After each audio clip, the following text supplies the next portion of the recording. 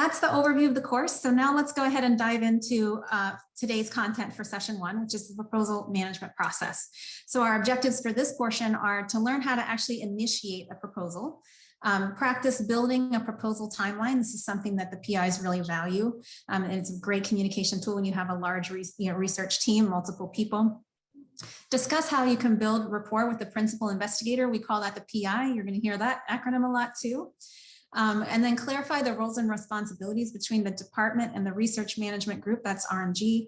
And then discuss how to build rapport with your research process manager, that's your RPM at RMG. And the RPM is the institutional official who does the final review of every proposal submission and signs it and sends it out. And so we are supporting on the faculty side, RPM is supporting on the institutional side.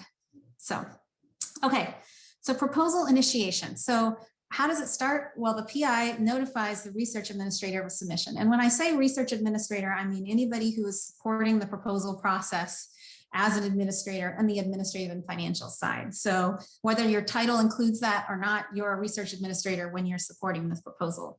So at that point, you would want to either request a PI kickoff meeting or send them a questionnaire. So if possible, I think it really helps to actually set up a brief Zoom meeting with the PI to actually walk through the proposal intake form. And I'm going to show you a demo of the proposal intake form in just a minute. It really does give you a chance to talk through the project and actually start to interact with the PI. And you can get it done really quickly. I did a PIF last week with the PI in 10 minutes. So, it can be an efficient, effective way to do it. If, some PIs don't have time to meet or aren't available for whatever reason, when you go into the training materials, we have here a PI proposal questionnaire that you can send them in lieu of the PIF. So this document collects all the information that you would need for the PIF if they can't meet with you. So that is a backup option. And again, you'll see me pop into these training materials. You should have all received the invitation. We are going to be spending our time in this class in section 4, pre-award management, and I'm currently in that #1 folder. The next thing you want to do right off the bat is confirm the funding opportunity announcement, because that is really the main document that's going to tell you everything you need to know about this proposal. How many budget years are allowed? What funding institutes or centers for NIH are allowed? What are the budget limits? What are the required documents? Are there any specialized page limitations? Is there a letter of intent required? All of that stuff lives in the funding opportunity announcement. And as anyone who's done proposals will tell you, not all proposals are alike. In fact, they're almost always a little bit different. So even if your PI says, I'm planning an R01 for October, it could still be really different from a parent announcement that is a typical 5 years. It could be 3 years. It could have a budget limit of $300,000 per year. A lot of different things can happen. And it's the funding opportunity announcement that's going to be your go-to document. So then you want to start the proposal intake form. That's in SARA. We'll get to that in just a minute. And either through that form or through the questionnaire, you're going to want to gather all the details of the proposal, including compliance. Are there human subjects, animal subjects? These are things that only the PI or the research team can tell you. And then you want to, when you're getting started, also ask about the budget details. How many personnel are you planning on including in this proposal? What supplies will you need? Do you have animal costs? Do you have shared services costs? So you want to either put that in the fillable box in the PIF or actually create a draft budget to attach. Both are accepted by RMG. You want to gather as much of that information as possible just to smooth things forward. And then the last thing is determine if the PI needs particular kind of updates, for instance, conflict of interest. They have to be current on their conflict of interest disclosures, training updates such as PI training. If you have a brand new PI, they may not have done it, and it'll show that in the PIF, and you do actually need to get that completed before you submit. So I'm going to do a demo here. First thing I want to say is this is initiated in SARA. It's sara.stanford.edu. Even if you are not in a research administration role, currently at Stanford, anyone with a SUNET ID can access SARA. You can access the reports and you can start a proposal intake form. So you don't have to have any special permissions in SARA. If you're a research administrator, you probably have some permissions to specific org codes, but it will vary, but you don't need that in order to initiate a PIF. So from the homepage, you'll click Start Proposal, and then you'll see how it goes. So let's go in there. So I wanted to show you too, you can really use Google to find pretty much anything you need at Stanford. If you just put in Stanford and then you put in Sarah, the top result is actually going to take you to a place where you can just launch it. Log into Sarah, you just click this button and it comes right up. So you can either do it through Google or you can type in sarah.stanford.edu and your dashboard will look like this. And you can see the blue dot here in the corner is Start Proposal. Because we're School of Medicine, we're going to use one of these School of Medicine options. The most often used is Proposal Intake Form, which is what we'll look at today. If you were doing a postdoc fellowship, you would select that one. And then if you were doing an industry clinical trial, that one's, I mean, it's pretty self-evident. So what I'm going to do actually is go into my pipeline because I have a PIF that I can show you that's filled out so you can actually see kind of what it looks like once the details are put in. So here is a PIF that is currently waiting processing. You can see it's completed, but it hasn't been moved into the pipeline. So you can see on the first page, it's got the PI, the type of award, the sponsor, the title, all that is here. And then just the basic info about the PI, what division he's in, who's supporting him, that's me, where his office is, just the really basic demographic stuff.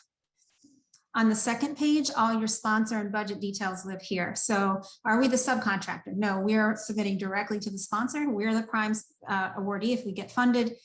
We have the opportunity URL, but I also PDF the guidelines and attach those, and I'll show you that a little bit later.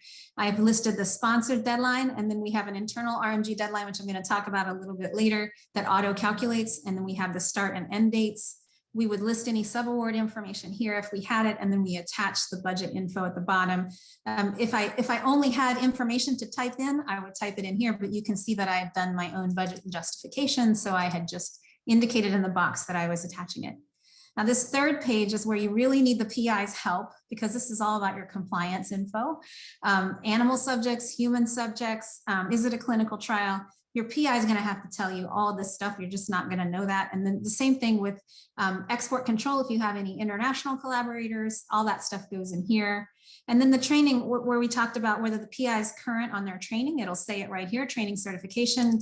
This PI is current, but if not, you can actually just click straight from the PIF to the PI training. And you can see here, and you can just actually send the PI this link. They can do it in less than an hour, and then they're on their way. You can put, so we answer all these questions and includes the research focus. You can see this one is microbiology and infectious diseases. And then on the last page, this is where you actually attach documents to send to the RPM at RMG, which is the budget justification, and the program guidelines. So that's the overview of a PIF. You can see walking through it with the PI could be really helpful, but there's multiple ways to do that.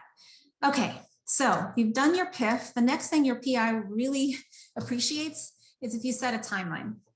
So how do we do that? Well, we always start with the deadline and then walk back. So we identify the sponsored deadline. Make sure you look at the date and the time. Sometimes it's 5 p.m. Eastern time, and that means 2 o'clock here on the West Coast. So just make sure you're clear on that. Backtrack 5 days for the School of Medicine deadline. It is posted on their website. I also have it saved here in the training materials.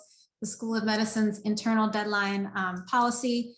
I want to point out this has been around since 2014. It shouldn't be new to most Stanford investigators, even if they suggest that perhaps it is. This is 5 business days. And then the other thing I want to point out is that to note that the final scientific documents are due 3 business days before the School of Medicine deadline. What they ask is that we upload something for the science, but the PI has a few more days to do that core science. And they really appreciate that additional time. Now, how do we know which one is an administrative document versus which one is a technical document? Well, RMG has provided this document. Administrative sections do 5 days, technical do 3 days, and they actually go through an entire NIH application and show you which one is which. So this, anything marked administrative is due 5 days. This technical stuff is due 3 days before the deadline. So they've clearly marked that out. And so then from there, so now I've backtracked my 5 days. I understand, what my ultimate I have to get over to RNG date is. And then I tier the documents in 3 levels so that we're not trying to collect everything at the same time. So the first thing that I want to receive, the first set of documents, are the documents that are not from the PI. Those are the co-investigator bio sketches, the sub-award documents I'm sending out to other universities, the requests for documents, letters of support that are being gathered from from different administrative positions throughout the university or collaborators. The second set of documents, that's the set of what I call the support documents or secondary documents from the PI. These are things like facilities and resources, equipment sections, human and animal subjects. These have some technical information, but it's probably not going to change in the last few weeks. And so if you can get your PI to send these to you and kind of finalize them in advance, then that allows them to focus on that last tier, the third tier, which is the core science and technical documents, as we noted, that are marked in that document. Really what it comes down to is specific aims, research strategy, and bibliography. Those are the last 3 things to come through on every proposal. Those are the things the PI is working really hard to make as competitive as possible right at the end. And then you always want to make sure that your timeline is making sure that the RPM at RMG is notified that the proposal is ready to review by the internal due date so that they have time to do a thorough review and can give their feedback in time for you and the PI to make changes. Okay, so my last 2 slides before we start the Q&A are going to be about building rapport. First, we want to talk about building rapport with the PI. If you have a chance to have that kickoff meeting and do the PIF in person, one of the things you can do is learn as much as you can about the PI's research. This is really going to help you. If this PI does animal work and lab work and really never interacts with patients, then that gives you a leg up in terms of answering compliance information. We know we're going to say no to human subjects. If this is a clinical researcher, never works with animals, we know that too. The other thing is the PIs really like to talk about their research. This is a passion for them, and they're quite good at talking to people who are not scientists about it. And so even, I think most times the PI is happy to give you the high level overview and share what they're working on. Another thing you can do is keep the PI updated on progress with your timeline. Just keep that communication flow so that they know kind of how things are going, where things are lagging, and whether or not they want to intervene or they'd like you to intervene.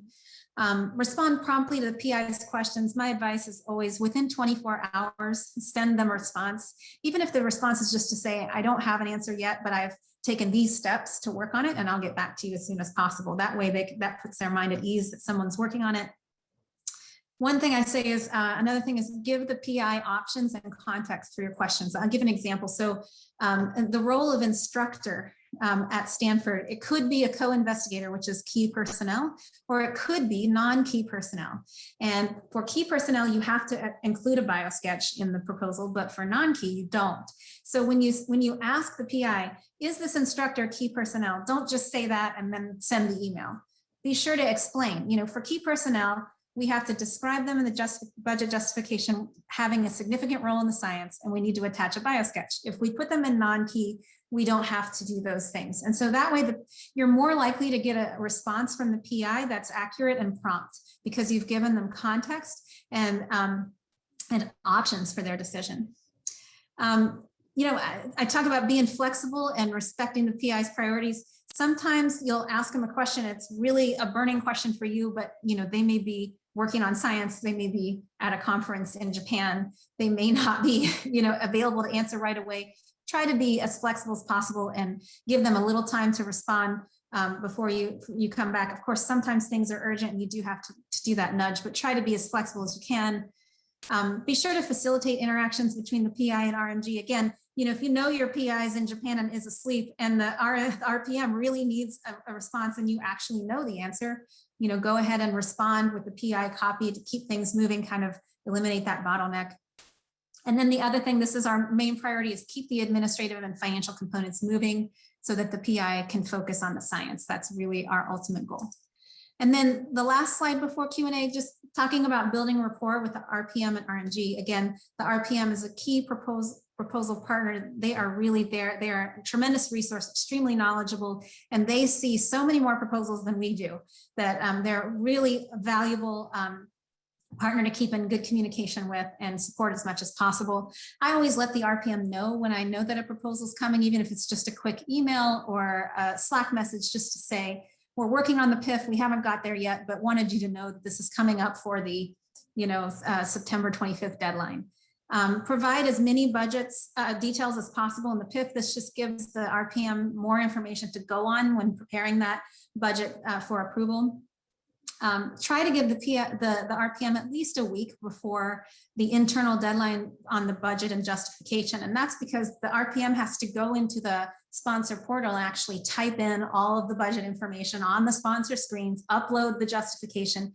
It takes them time. And, as I mentioned, they're working on many, many proposals at the same time. So giving them a little bit of flexibility, saying, okay, this is done a week in advance and they'll have time to get it in, really helps them.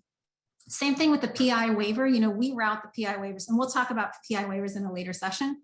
We have multiple signatures, but then the RPM has to obtain signatures as well. So we want to give them a little bit of time to do that work. Again, just like with the PI, try to respond to the RPM within a day, even if it's just to let them know we're, waiting on the PI, or I've asked, such and such postdoc, or whatever the answer might be.